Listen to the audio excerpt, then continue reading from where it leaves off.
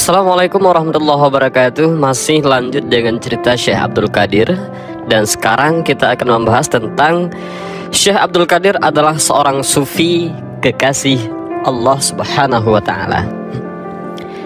Syekh Abdul Qadir selain dikenal sebagai ulama besar, wali agung, dan tentu saja seorang sufi, karena sejak menuntut ilmu di Baghdad, dirinya banyak melahap ajaran-ajaran tasawuf. Bahkan beliau bukan hanya memahami tasawuf, melainkan juga mempraktikkannya. Makanya wajar kalau beliau selama hidupnya senantiasa berlaku tirakat, riyadhah, suka menyepi, suka bermunajat, dan sebagainya. Semua itu merupakan wujud dari komitmennya yang tinggi terhadap ajaran-ajaran tasawuf. Dengan tasawuf inilah beliau kemudian muncul sebagai seorang sufi yang menjadi kekasih ataupun walinya Allah. Bagian dari laku sufistik Syekh Abdul Qadir adalah berdakwah secara langsung bersentuhan dengan masyarakat. Karena inilah ada yang mengatakan bahwa Syekh Abdul Qadir merupakan sosok yang mengembangkan tasawuf amali ataupun tasawuf secara praktis, sebagai perbandingan dari tasawuf falsafi ataupun tasawuf dalam bentuk pemikiran. Meski begitu, Syekh Abdul Qadir juga mempunyai sejumlah karya yang berisi pemikiran-pemikiran tasawuf. Hanya saja, tasawuf amali Syekh Abdul Qadir nampak lebih kental, sehingga kehadiran Syekh Abdul Qadir di dunia tasawuf dikatakan sebagai pelengkap bagi Imam Ghazali, ulama dan sufi besar sekaligus intelektual yang produktif menuliskan pemikiran-pemikirannya ihwal tasawuf. Jamaah beliau datang dari berbagai lapisan masyarakat, mulai dari rakyat kecil hingga pejabat tinggi istana, bahkan raja atau khalifah. Semua disiplin ilmu-ilmu keislaman seperti tafsir, hadis, nahu, usul fikih telah beliau jelaskan secara sederhana sehingga mudah dicerna oleh masyarakat umum. Maka tidak mengherankan jika banyak orang yang kemudian insaf, sadar dan bertaubat berkat menghadiri pengajian dan majelis ta'lim beliau. Bahkan seperti dikatakan oleh Imam Umar Al-Kaisani, setiap kali ada saja orang Yahudi atau Nasrani yang kemudian masuk Islam lewat beliau dan lewat majelis ta'lim yang diasuh oleh beliau. Perannya yang luar biasa besar ini turut merombak corak tasawuf yang saat itu cenderung mengabaikan syariat karena pengaruh filsafat Yunani. Dalam setiap ajarannya, Syekh Abdul Qadir selalu menegaskan bahwa tasawuf tidak bisa lepas apalagi meninggalkan syariat. Dalam sebuah pernyataannya, Syekh Abdul Qadir mengatakan, "Kembalilah kepada syariat dan peganglah hukum-hukumnya dengan kuat. Tinggalkan hawa nafsu, karena sesungguhnya setiap hakikat yang tidak berdasarkan syariat itu sesat." Apa yang disebut sebagai sufi ataupun ahli tasawuf menurut Syekh Abdul Qadir adalah mereka yang membersihkan rohani dan dunia batinnya dengan nur ma'rifat dan tauhid. Dengan kata lain, bahwa sufi merupakan orang-orang yang banyak tinggal di emperan Masjid Nabawi, atau karena mereka yang suka menggunakan kain wol sebagai simbol dirinya yang tak tertarik dengan kemegahan dunia. Syekh Abdul Qadir mempunyai pandangan yang demikian terhadap sufi karena dengan merujuk terhadap tafsir Al-Majma' dikatakan bahwa sudah selayaknya seorang sufi atau para ahli zuhud memakai dan menggunakan segala sesuatu yang kasar dalam pakaian, makanan dan minuman. Lalu seorang ma'rifat memakai segala sesuatu yang lembut. Selain itu, menempatkan manusia sesuai dengan kedudukan mereka, termasuk berdasarkan pada ajaran-ajaran sunnah, supaya tindakan tidak melampaui batas, sebab mereka berada pada satu tingkat dalam makam keesaan. Dalam masalah-masalah sifat, takdir dan lainnya, Syekh Abdul Qadir tetap merujuk pada Al-Quran, sunnah dan pendapat para ulama. Syekh Abdul Qadir karenanya mengkritik keras orang-orang yang mengabaikan syariat demi menjalani laku spiritual. Syekh Abdul Qadir dikenal sebagai seorang alim yang sufi. Beliau juga adalah seorang ulama besar yang juga dikenal sebagai pendiri sekaligus penyebar salah satu tarekat terbesar di dunia, yaitu tarekat Qadiriyah. Karena itu wajar kalau nama beliau banyak disanjung oleh banyak kaum muslimin sebagai bentuk kecintaan mereka kepada beliau. Yang penting dalam hal ini adalah mereka tidak sampai mengkultuskannya. Sebagai tokoh sufi dan kekasih Allah, Syekh Abdul Qadir benar-benar memasrahkan diri dan kehidupannya kepada Allah. Meski begitu, beliau juga berikhtiar untuk menunjukkan dirinya sebagai manusia. Misalnya, beliau juga belajar keras untuk mencerap ilmu. Karena rasa tawakalnya yang besar kepada Allah itu, maka beliau tidak mempunyai rasa takut atau susah dalam menghadapi beragam badai kehidupan.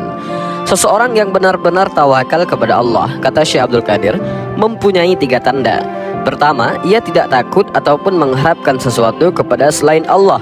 Kedua, hatinya tetap tenang dan bening, baik di saat dirinya membutuhkan sesuatu ataupun di saat kebutuhannya itu telah terpenuhi. Ketiga, hatinya tak pernah terganggu meski berada dalam situasi yang paling mengerikan sekalipun. Dikisahkan bahwa suatu ketika beliau sedang mengisi pengajian di sebuah majelis, dan tiba-tiba saja jatuh seekor ular berbisa yang sangat besar di atas tubuhnya, sehingga membuat para hadirin menjadi panik. Ular itu membelit Syekh Abdul Qadir, lalu masuk ke lengan bajunya dan keluar lewat lengan baju yang lainnya. Sedangkan beliau tetap tenang dan tak gentar sedikit pun. Bahkan beliau tak menghentikan ceramahnya. Ini membuktikan bahwa Syekh Abdul Qadir Jailani benar-benar seorang yang tawakal dan memiliki karamah. Ibnu Rajab juga berkata, Syekh Abdul Qadir Jailani memiliki pendapat yang bagus dalam masalah tauhid, sifat-sifat Allah, takdir, dan ilmu-ilmu ma'rifat yang sesuai dengan sunnah. Beliau memiliki kitab Al-Ghunyah li Talibi Tariqil Haq, kitab yang terkenal. Beliau juga mempunyai kitab Futuhul Ghaib. Murid-muridnya mengumpulkan perkara-perkara yang banyak berkaitan dengan nasihat dari majelis-majelis beliau. Dalam masalah sifat, takdir, dan lainnya, ia berpegang pada sunnah. Dimensi rohani atau spiritual oleh Syekh Abdul Qadir diharuskan untuk mewarnai kehidupan sehari-hari umat Islam. Syekh Abdul Qadir Jailani dalam kitab Al-Ghunyah menganjurkan tahapan rohani yang harus dipersiapkan dalam menyambut bulan Ramadan. Pertama, Syekh Abdul Qadir Jailani menganjurkan agar umat Islam menyambut bulan Ramadan dengan menyucikan diri dari kesalahan-kesalahan di masa lalu, lakukan introspeksi, evaluasi, dan memohon ampun kepada Allah. Ini merupakan sebuah tahapan rohani yang paling penting untuk menyambut bulan suci Ramadan dengan keadaan jiwa dan hati yang suci. Puasa pada bulan Ramadan sesungguhnya bukan sebatas melaksanakan rukun Islam yang keempat, sebab di dalamnya terdapat upaya dan metode untuk menekan dan menahan hawa nafsu. Dengan persiapan rohani dan kebersihan jiwa itu, masyarakat muslim diharapkan bisa menjalankan ibadah puasa dengan hati yang bersih, pikiran yang jernih, dan hati yang tenang, serta perilaku yang baik. Dengan kesucian hati dan kejernihan jiwa yang dicapainya itulah, maka Syekh Abdul Qadir Al-Jailani dianugerahi oleh Allah dengan banyak karamah dan keistimewaan.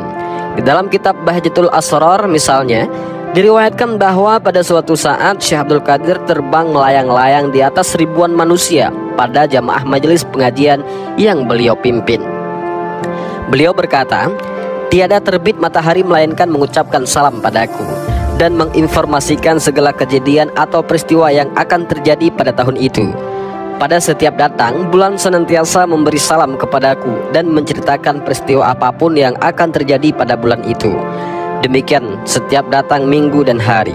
Minggu dan hari itu memberi salam padaku dan memberitahukan peristiwa yang akan terjadi pada minggu dan hari itu. Demi zat kemuliaan Tuhan, orang-orang yang akan mendapat kecelakaan dan kebahagiaan, semuanya itu diajukan padaku. Pandangan mataku ada di Lauhul Mahfuz, dan aku tenggelam dalam lautan ilmunya Allah dan dalam lautan masyahadahnya.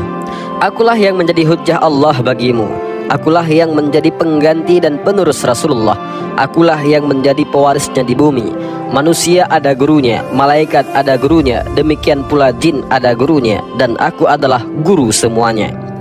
Namun, karamah-karamah seperti ini sesungguhnya tidak perlu ditekankan oleh Syekh Abdul Qadir sendiri, terutama dalam tasawuf.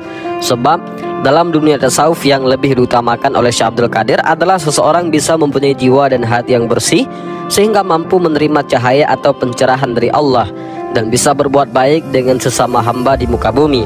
Dengan jiwa dan hati yang bersih inilah seorang muslim bisa melakukan hubungan dengan Allah, yaitu hablum minallah, dengan hubungan sesama manusia, yaitu hablum minannas, dengan baik dan benar. Di antara para wali yang namanya sangat populer di Indonesia, bahkan sering digunakan untuk tawasul, adalah Syekh Abdul Qadir. Hal ini terutama di kalangan masyarakat santri dan kaum Nahdliyin. Dalam setiap tawasul tak pernah lepas dari nama Syekh Abdul Qadir. Bahkan di antara manakib yang terkenal di Indonesia adalah manakibnya Syekh Abdul Qadir. Di dalam manakib ini dituturkan kisah-kisah mengenai kebajikan, kekeramatan, dan amaliyah terpuji Syekh Abdul Qadir. Bukan hanya namanya yang terkenal, tarekat Syekh Abdul Qadir yang dikenal dengan tarekat Qadiriyah juga salah satu tarekat populer di Indonesia. Seperti dijelaskan bahwa tarekat Qadariyah merupakan tarekat yang didirikan oleh Syekh Muhyiddin Abu Muhammad Abdul Qadir Al-Jailani. Awalnya, tarekat Qadariyah ini lebih banyak berkembang dan berpusat di Irak dan Syria. Lalu dalam perkembangannya, tarekat ini menyebar ke berbagai dunia seperti di Yaman, Turki, Mesir, India, Afrika, dan Asia dengan pengikut yang jumlahnya jutaan. Dalam sejarahnya, perkembangan tarekat ini telah terjadi pada abad ke-13 Masehi. Namun tarekat ini baru dikenal di seluruh dunia pada abad ke-15 Masehi. Bahkan di Mekah, tarekat Qadariyah sudah berdiri sejak 1180 ataupun 1669 Masehi. Syekh Muhyiddin Abu Muhammad Abdul Qadir Al-Jailani merupakan urutan ke-17 dari rantai mata emas mursyid tarekat. Sanad atau mata rantai tarekat Qadariyah ini berasal dari Rasulullah Muhammad SAW. Tarekat Qadariyah mempunyai ciri khas, yaitu luwes alias moderat. Dengan sikap ini, maka jika seorang murid sudah mencapai derajat syekh atau mursyid, maka murid tidak mempunyai sesuatu keharusan untuk terus mengikuti tarekat gurunya. Bahkan dia juga mempunyai kebebasan untuk mengkomodir praktik tarekat yang lain di dalam tarekatnya. Hal ini sebagaimana yang diungkapkan oleh Syekh Abdul Qadir sendiri, bahwa murid yang sudah mencapai derajat gurunya, dia menjadi mandiri sebagai syekh dan Allah lah yang menjadi walinya untuk seterusnya. Barangkali karena sifat luasnya itu, maka di dalam tarekat Qadariyah sendiri ada puluhan tarekat sebagaimana yang sudah dikenal di dalam Islam. Di antara tarekat-tarekat yang masuk kategori Qadariyah adalah Banawa yang berkembang pada abad ke-19. Di antaranya lain adalah Ghausiyah, Junaidiyah, dan Kamaliyah yang semuanya berasal dari India. Di Turki terdapat tarekat Hindiyah, Khulusiyah.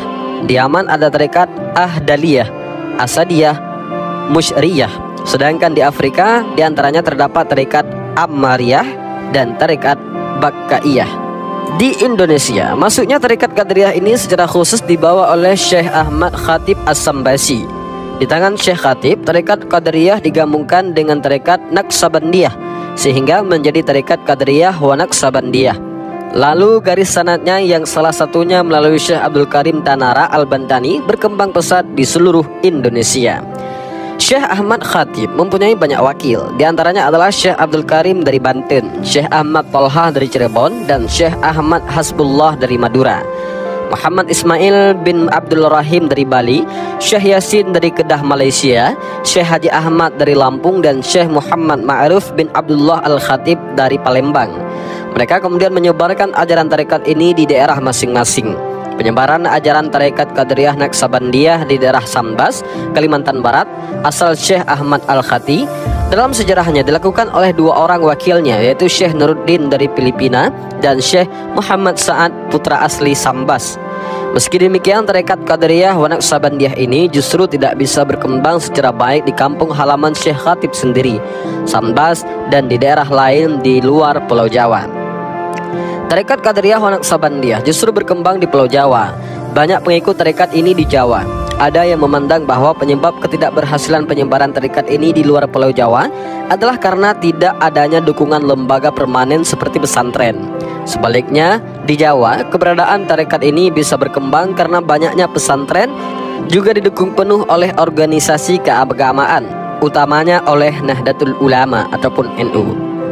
Setelah Syekh Ahmad Khatib wafat tahun 1878, pengembangan tarekat Qadariyah wa Naqsabandiyah dilakukan oleh seorang wakilnya, yaitu Syekh Tolhah bin Talabuddin yang hidup di Trusmi, Kalisapu, Cirebon.